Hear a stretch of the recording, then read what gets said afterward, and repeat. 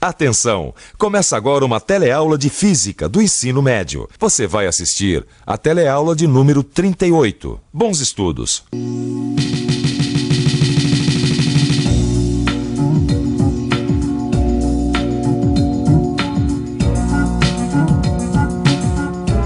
Muitas vezes, um objeto pode estar carregado eletricamente sem que você sinta a presença da eletricidade. Só utilizando um pêndulo eletrostático é que você vai perceber que em volta do corpo existe um campo elétrico. E é justamente esse o assunto da nossa teleaula de hoje. Na teleaula de hoje, além de aprender o que é um campo elétrico, você vai conhecer também o que são linhas de campo e como determinar o campo gerado por vários corpos carregados. E agora, muita atenção, porque a nossa teleaula está começando.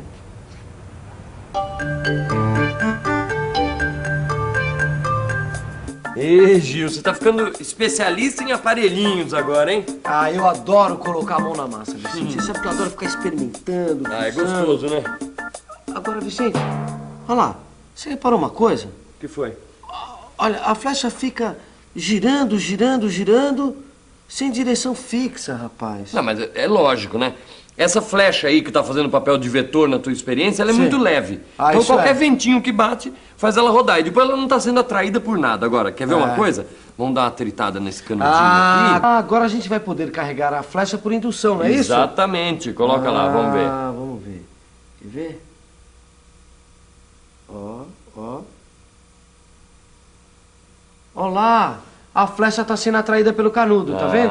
Tá vendo? Ela ainda balança um pouquinho, mas já tá na direção do canudo. O vento já não interfere tanto, tá vendo? Olha, que legal, hein? É, parece até que a flecha sabe onde tá o canudo, tá vendo? O que será que acontece, hein? Sabe o que é isso? Isso é o campo elétrico. Campo elétrico? É? Como é que você sabe isso, hein, Vicente? Perguntando pra Maristela. Bom. Perguntando pra Maristela. Certo. É verdade, quando eles carregaram o canudo, criaram ao redor dele um campo elétrico. E como eles usaram um outro objeto carregado, no caso, a flecha, comprovaram que ela foi atraída pelo canudo. É que naquela região do espaço, ao redor do canudo, passou a existir o que em física se denomina campo elétrico. E é justamente isso que, numa linguagem mais teórica, é explicado nesse livro de física. E aqui está dizendo que numa certa região do espaço existe um campo elétrico. Se colocarmos uma carga de prova Q nesta região, notaremos que existe uma força elétrica F agindo sobre Q. E, em geral, utiliza-se como carga de prova uma carga positiva. E foi isso que a gente fez. Exatamente. Então, ó, a flecha era essa tal carga de prova. Exatamente. Que foi atraída pelo canudo. E nesta região aqui, ó, em volta do canudo, existe um campo elétrico.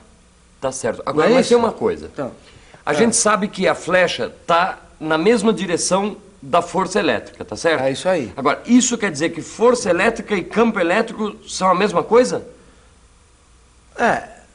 Bom... Eu acho melhor a gente ficar mais por dentro do assunto, viu, Vicente?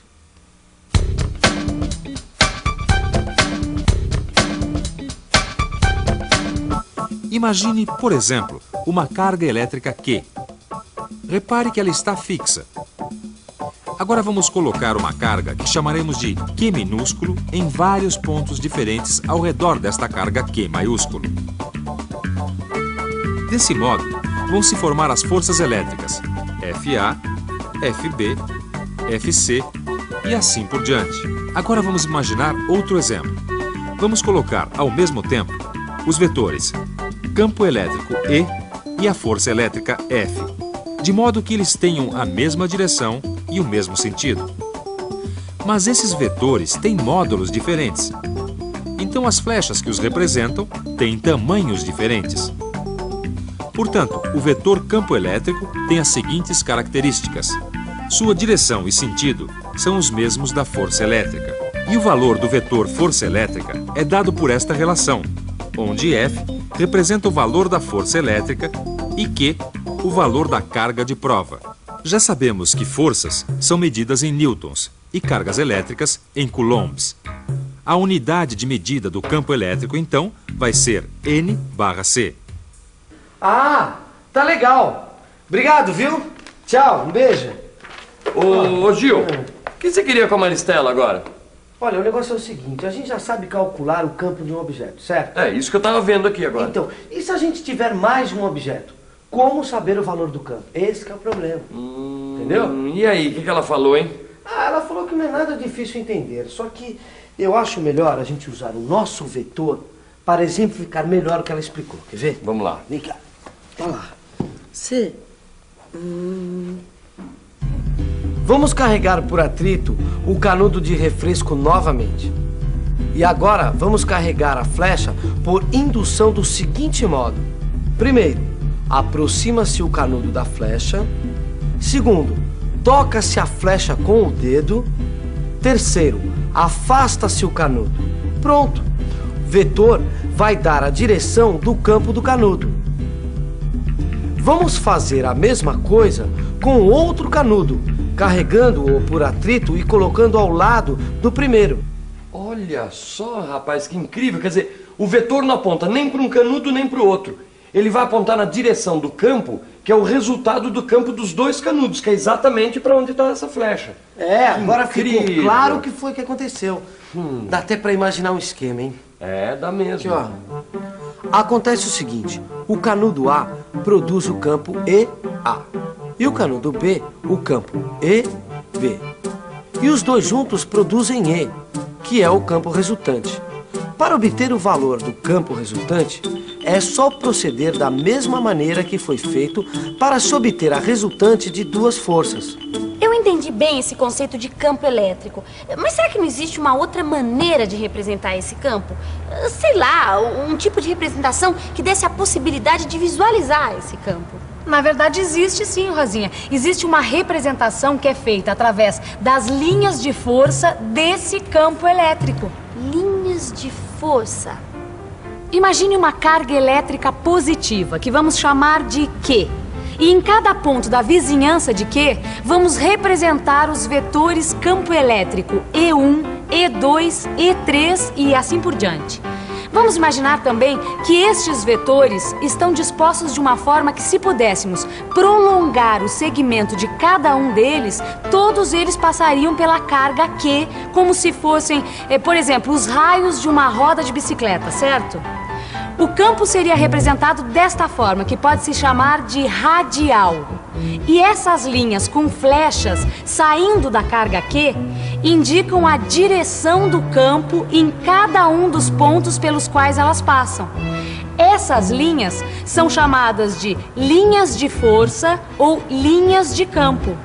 Agora, se a carga Q fosse negativa, o campo ainda seria radial, mas as linhas de força estariam invertidas, isto é, indo na direção da carga Q e não saindo dela.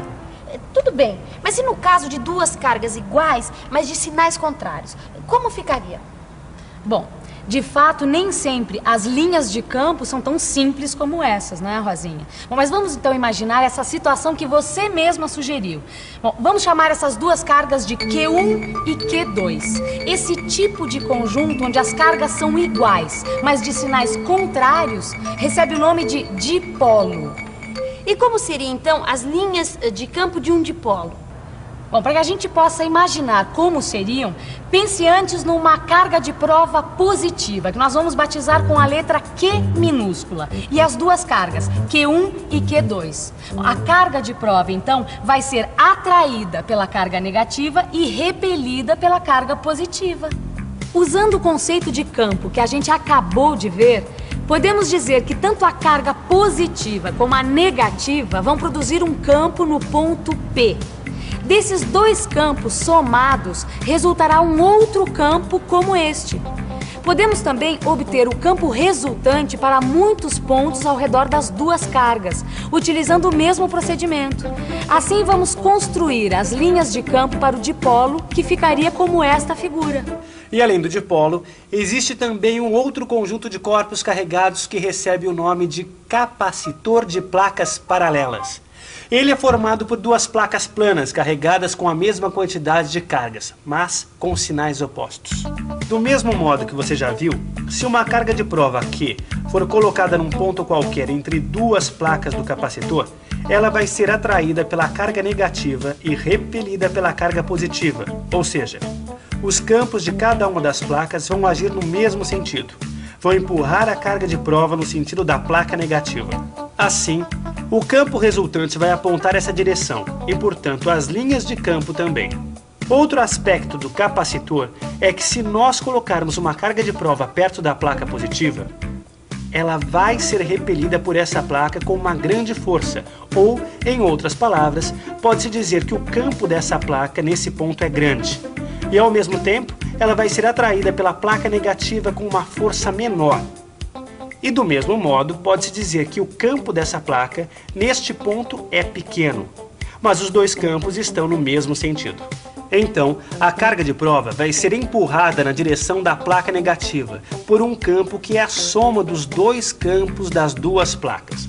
Mas se a carga de prova estiver perto da placa negativa, ela vai ser atraída na sua direção com grande força e, ao mesmo tempo, repelida pela placa positiva por uma força pequena.